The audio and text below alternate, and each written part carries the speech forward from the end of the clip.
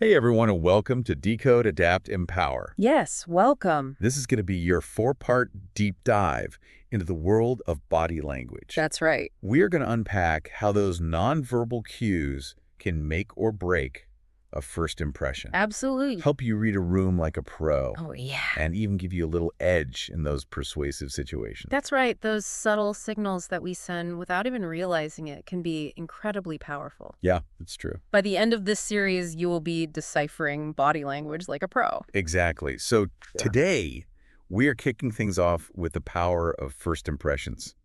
You know that saying, you never get a second chance to make a first impression? Right. Well, it turns out there's some serious science behind that. Yeah, it's remarkable how quickly our brains form those initial judgments. Studies have shown that it takes just a tiny fraction of a second. Really? We're talking milliseconds for someone to make an assessment about you based solely on your appearance and body language. Wow, milliseconds. That's crazy fast.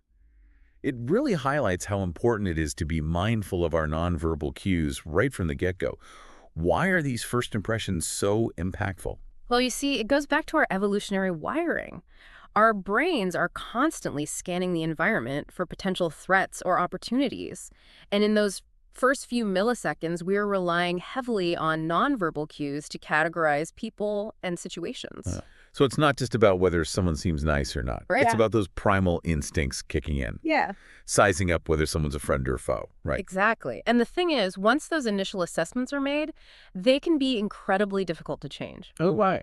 Our brains tend to filter information in a way that confirms our existing beliefs, Huh. even if those beliefs were formed in a fraction of a second. So how do we make sure those first few milliseconds work in our favor? Well, that's where the magic of body language Yeah. comes in. By understanding and consciously controlling our nonverbal cues, we can create a positive first impression and set the stage for a successful interaction. Okay, so let's get into some specifics.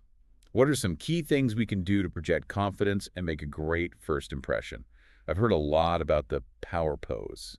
Does that really work? The power pose is a fascinating concept. It was popularized by social psychologist Amy Cuddy, Okay. whose research showed that adopting expansive, open postures like the classic Superman or Wonder Woman stance can actually trigger physiological changes in our bodies. Wait, you're telling me that simply standing like a superhero can change our body chemistry? Yes, these power poses have been shown to decrease the stress hormone cortisol and increase testosterone, the hormone associated with dominance and confidence. So even if I'm feeling nervous on the inside, striking a power pose for a couple of minutes before a big meeting could actually make me feel more confident. Exactly. It's like tricking your body into feeling more powerful. And when you feel more confident, you naturally project that confidence through your body language. I love that. It's like giving yourself a little pep talk, but with your posture. So listeners, think about those moments when you need a boost of confidence. Imagine yourself as a superhero owning the room and strike that power pose. Now, while the power pose is a great tool, let's move on to another crucial element of first impressions: eye contact. Ah, yes, the windows to the soul. Eye contact is so important for building connection and trust, but I know it can also be tricky. Too little can make you seem disinterested, but too much can be creepy. So how do we find that sweet spot? There's a general guideline known as the 60-70% rule. Okay. In a typical conversation, aim to make eye contact for about 60-70% of the time. This shows you're engaged and listening without making the other person uncomfortable. That makes sense, but I imagine there are also cultural variations to consider, right? Absolutely. Cultural norms definitely play a role.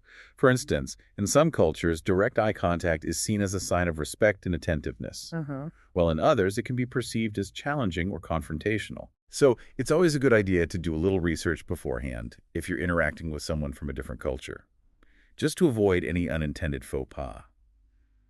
Now, let's talk about another physical interaction that can make or break a first impression: the handshake. Ah, the handshake.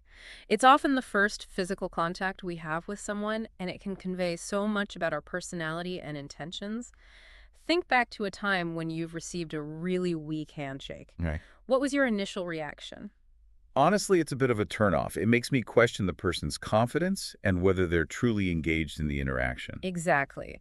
A firm, confident handshake typically conveys trustworthiness and assertiveness, while a weak or limp handshake can signal hesitation or lack of interest. So what are the key elements of a good handshake? Well, grip strength is definitely important. You don't want to crush the other person's hand, but you also don't want your handshake to feel like a dead fish.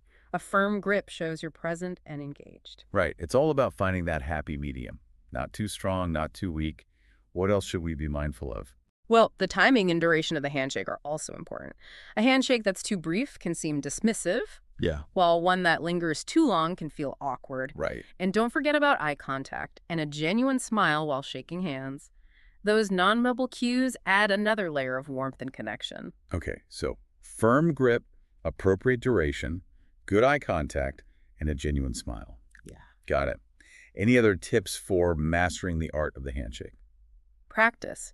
It might sound silly, but practicing your handshake with a friend or family member can help you get the grip, strength, and timing just right. You can even get feedback on your overall demeanor and make sure you're projecting confidence and approachability. That's a great idea. And remember, listeners, just like with eye contact, cultural norms can influence handshaking customs. That's right. So it's always a good idea to be aware of those differences. Now, let's move on to a nonverbal cue that has the power to instantly brighten someone's day. The smile. The smile is such a powerful tool for building connection and conveying warmth, but not all smiles are created equal. There's a fascinating distinction between a genuine smile and a polite or forced smile. Oh, I've definitely noticed that. There are some smiles that just don't reach the eyes. What makes a smile truly genuine? A genuine smile, known as a Duchenne smile, Yeah. involves the contraction of specific muscles around the eyes, creating those little crinkles or crow's feet that we associate with true joy and happiness. So it's all about the eyes. I guess that's why they say the eyes are the windows to the soul. But how can we make sure we're giving off those genuine smile vibes? Well, the key is to tap into a positive emotion or thought. Think about something that truly makes you happy, or visualize yourself having a pleasant interaction with the person you're meeting. When you feel good on the inside, it naturally shines through in your smile. So it's not about forcing a smile. It's about finding that genuine spark of joy. Exactly. And it can also help to practice different smiles in front of a mirror. Pay attention to how your eyes engage when you smile genuinely versus when you force a smile. You'll start to notice the subtle differences. Okay, listeners, I'm challenging you to do this. Mm. Spend some time in front of the mirror, experimenting with different smiles. Notice how it feels in your face and how your eyes change. It's a fun way to become more aware of your own nonverbal cues. Now, we've covered some key elements of making a great first impression. The power pose, eye contact, the handshake, and the smile. But remember, it's not about mastering any one technique in isolation. Right. It's about bringing all these elements together to create a cohesive and authentic presentation of ourselves. Right. It's about bringing all these elements together to create a cohesive and authentic presentation of ourselves. Exactly. And the beauty of it is, the more you practice these techniques, the more natural and effortless they become. So instead of letting our body language betray us, we can actually train it to work in our favor. Absolutely. It's about becoming more aware of those silent signals we're sending. Yeah. And using them consciously to create the impression we want to make. I love that. It's like we're unlocking a secret code to human interaction. Now, for all of you eager learners out there, we've got a little challenge for you. Over the next week, pay close attention to how people react to your body language. Notice if there are any shifts in their demeanor when you make eye contact. Offer a firm handshake, or flash a genuine smile. And don't forget to observe the body language of others, too. You might be surprised at what you discover about their intentions and emotions. This is all about becoming more aware of those silent conversations happening all around us. Yeah. So embrace the challenge, observe, experiment, and have fun with it. Now, before we wrap up this first part of our deep dive, I want to remind you that this is just the beginning. We've only just scratched the surface of this fascinating topic. In our next episode, we'll be taking our body language skills to the next level and exploring the art of reading the room like a pro. We'll be uncovering those subtle cues that reveal what people are really thinking and feeling, even when their words might be saying something different. So if you want to become a master of decoding nonverbal communication, make sure you hit that subscribe button and turn on notifications so you don't miss a single episode. We'll see you tomorrow for part 2 of Decode, Adapt, Empower. Until then, happy observing. Happy observing.